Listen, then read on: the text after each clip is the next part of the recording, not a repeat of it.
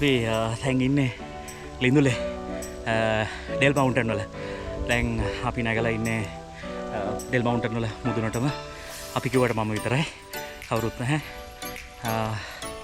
පේන ඇති මීදුම් බාලා තියෙන්නේ හවස 4:00ට විතර ඇති.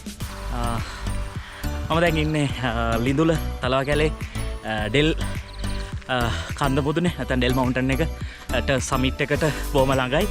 මෙතන සාමාන්‍ය මුහුදු මට්ටමේ ඉඳලා අඩි 6330ක් මෙතන උසයි.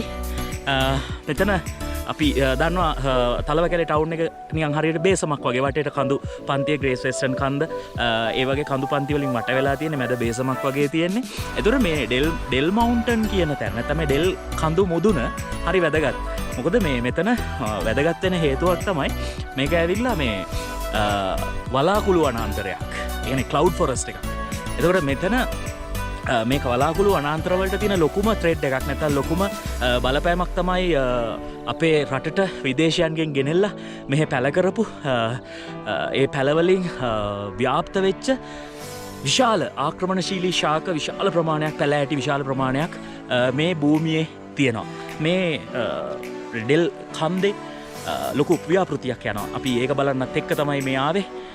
ව්‍යාපෘතිය තමයි මේ තියෙන ආක්‍රමණශීලී ශාක අයින් කරලා ඒ වෙනුවට මේ පළාතට ආවේනික, මේ පළාතේ හැදිච්ච හැදෙන ගස් මේ පළාතේ නැවත හිටවන එක. අපි අපේ ලෝකේ ලස්සන කරන්නට, අපේ ලෝකය තුලනය කරන්නට, තුලිත කරන්නට, අපි කියන්නේ බැලන්ස් කරන්න මේ වලාකුළු වනාන්තර අවශ්‍යයි. ඔබට පේනවා ඇති මේ වටේ මීදුම කොච්චරක් තියෙනවද කියලා. මේ එක පාරට පැහැදිලි වෙලා යනවා, එක පාරට මීදුම එනවා. පුදුම ලස්සනක් තියෙන්නේ. දැන් හවස 5ට විතර ඇති. නමුත් අපිට වෙලාවක් ගැන කිසිදු අදහසක් නැහැ. වටේම වලාකුළු වලින් බර වෙලා, වලාකුළු වලින් වැහිලා තියෙන්නේ. ඉතින් මේ වගේ පුංචි ගමන් එක්ක අපි එකතු වෙමු ඉස්සරහදී. ලංකාව කියන්නේ පුදුම ලස්සන රටක්.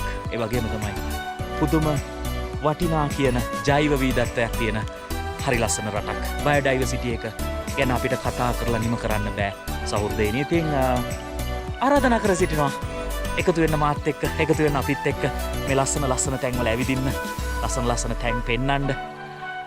අපි හම්බෙමු.